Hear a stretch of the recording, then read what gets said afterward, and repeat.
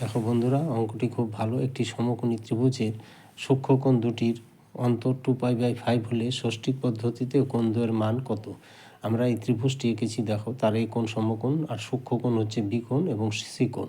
তাহলে সূক্ষ্মকোণ দুটির সমষ্টি হচ্ছে 90 ডিগ্রি, কারণ সমকোণ আমরা একটা ত্রিভুজের তিনটি কোণ হচ্ছে 180 ডিগ্রি। 90 ডিগ্রি সমকোণ বাদ গেলে বাকি দুটি সূক্ষ্মকোণের সমষ্টি 90 ডিগ্রি হবে।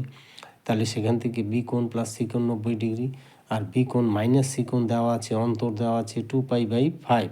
এইখানে পায়ের মানটা 180 ডিগ্রি বসাতে হবে ষষ্ঠিক পদ্ধতি যেহেতু। তার বৃত্তীয় মান চাইলে আমরা পাইয়ে রাখতাম, ষষ্ঠিক পদ্ধতিতে আমরা পায়ের মান 180 বসাতে হবে। তাহলে এখান থেকে কাটাকাটি করে বি মাইনাস সি 72 ডিগ্রি আর বি প্লাস সি 90 ডিগ্রি। তাহলে দুটো সমাধান করো, সি কাটা যোগ করলে 2বি কোণ = 90 + 72। তাহলে এখান থেকে 2বি কোণ হচ্ছে 162 ডিগ্রি, তাহলে বি কোণ হচ্ছে 81 ডিগ্রি। এবার বি প্লাস সি কোণের মধ্যে বি কোণের মান বসা 81 ডিগ্রি প্লাস সি কোণ = 90। তাহলে সি কোণ = 81টা ওই পাশে নিয়ে গেলে 90 - 81, তাহলে সি কোণ 9 ডিগ্রি। তাহলে ষষ্ঠিক পদ্ধতিতে কোণদ্বয়ের মান কত হলো? 81 ডিগ্রি এবং 90 ডিগ্রি। অঙ্কটি খুব ভালো, তোমাদের পছন্দ হবে নিশ্চয়ই। তাহলে সুতরাং বেশি বেশি করে কমেন্টস, লাইক এবং শেয়ার করে দাও, যাতে তোমার বন্ধুরাও এই অঙ্কটা বেশি বেশি করে তারা দেখতে পায়।